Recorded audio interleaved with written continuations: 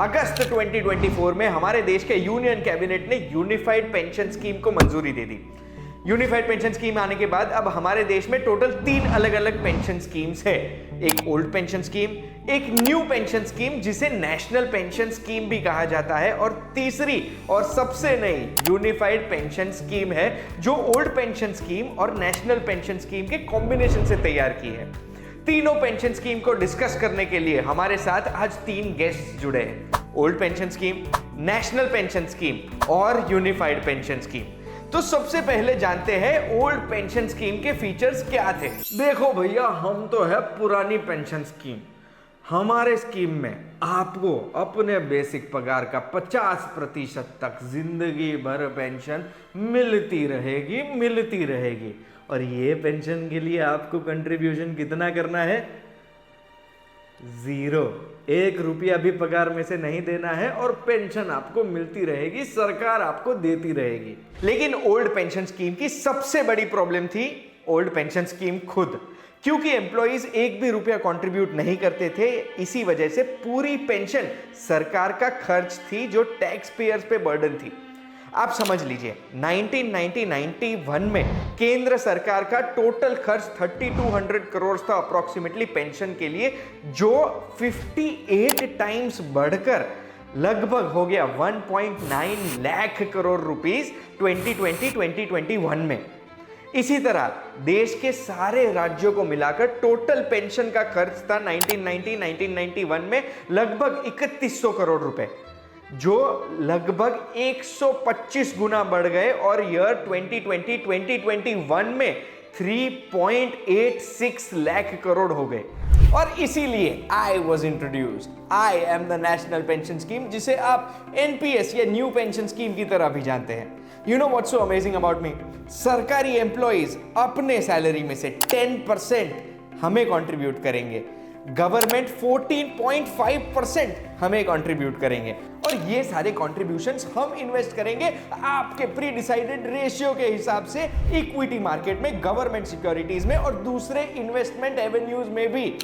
ये इन्वेस्टमेंट का जो रिटर्न मिलेगा वो रिटर्न डिसाइड करेगा कि आपका कॉर्पस कितना हुआ रिटायरमेंट के टाइम पर। जब आपकी रिटायरमेंट होगी तब कॉर्पस के 60% तक आप विड्रॉ कर पाएंगे एक लंप सम की तरह। दूसरा 40% जाएगा आपकी एन्युइटी खरीदने में, जो एन्युइटी का रिटर्न बनेगा आपकी पेंशन।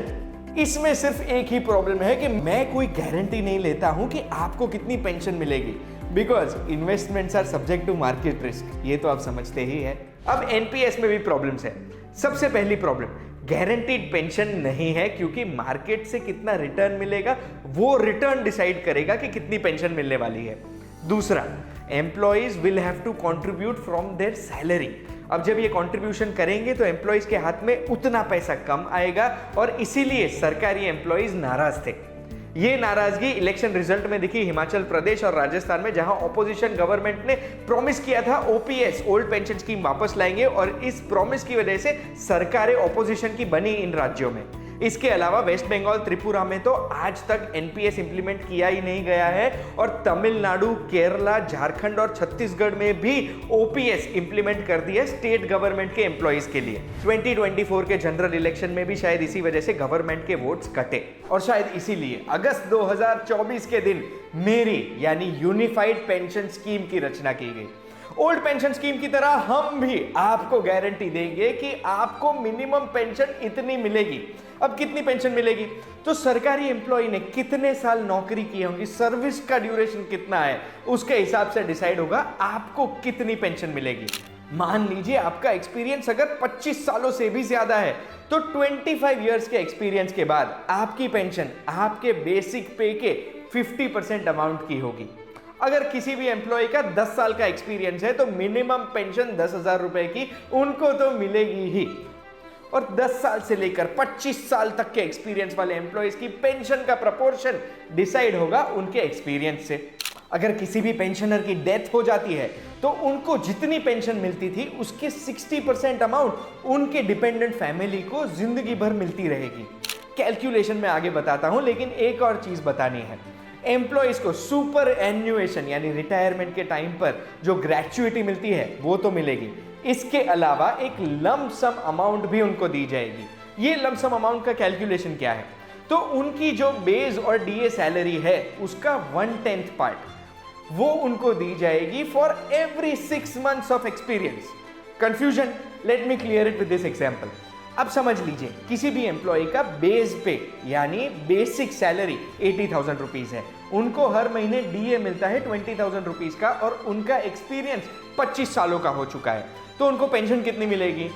बिल्कुल सही गेस किया आपने, उनकी पेंशन बेसिक का 50% यानी 40,000 रुपीज पेंशन मिलेगी। अगर उनकी डेथ हो जाती है तो उनके फैमिली को इस 40,000 रुपीज की पेंशन के 60% यानी 24,000 रुपीज हर महीने दिए जाएंगे। रिटायरमेंट के टाइम पर उनको जो ग्रेच्युइटी मिलेगी उसके अलावा लमसम पेमेंट कितना मिलेगा, तो उनका बेसिक प्लस डीए मिलाकर 1 लाख रुपए होता है। इस 1 लाख रुपए का 1/10 यानी 10,000 रुपीज उनका कैलकुलेट होगा और उन्होंने 25 साल तक सर्विस दी है, यानी 6 महीनों के हिसाब से 10,000 को 50 से मल्टीप्लाई करेंगे और एक लमसम अमाउंट 5 लाख रुपीज की उनको दी जाएगी। यूपीएस यानी मैं पेंशनर्स को इन्फ्लेशन इंडेक्सेशन का बेनिफिट भी प्रोवाइड करूंगा, जिसका मतलब है कि अगर सीपीआई इंडेक्स में महंगाई बढ़ती है तो आपकी पेंशन की अमाउंट भी बढ़ा दी जाएगी। यूपीएस यानी मेरा इंप्लीमेंटेशन कब से होगा, तो 1 अप्रैल 2025 से। अब जैसे ओपीएस ओल्ड पेंशन स्कीम की तरह मैंने आपको पेंशन की गारंटी दे दी, वैसे एनपीएस की तरह आपको मुझे एक कंट्रीब्यूशन भी देना पड़ेगा। आप मुझे अपने सैलरी में से 10% कंट्रीब्यूशन देंगे और एनपीएस से ज्यादा यानी एनपीएस में गवर्नमेंट जो 14.5% कंट्रीब्यूट करती थी उससे ज्यादा यानी 18.5% कंट्रीब्यूशन गवर्नमेंट का होगा और 28.5% जो ये कंट्रीब्यूशन होता है इसी से हमारी पेंशन की अमाउंट हमें मिलती रहेगी, यानी टैक्स पेयर्स पे भी इतना बर्डन नहीं होगा। Thank you so much OPS, UPS और एनपीएस।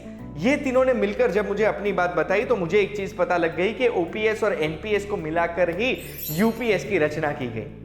अब यूपीएस को लेकर सरकारी एम्प्लॉइज क्या कहते हैं इसके बारे में आप मुझे कमेंट्स में बताइए और ऐसी इंफॉर्मेटिव वीडियोस अगर आपको अच्छी लगती है तो सब्सक्राइब बटन दबा दीजिएगा। हम फिर मिलेंगे।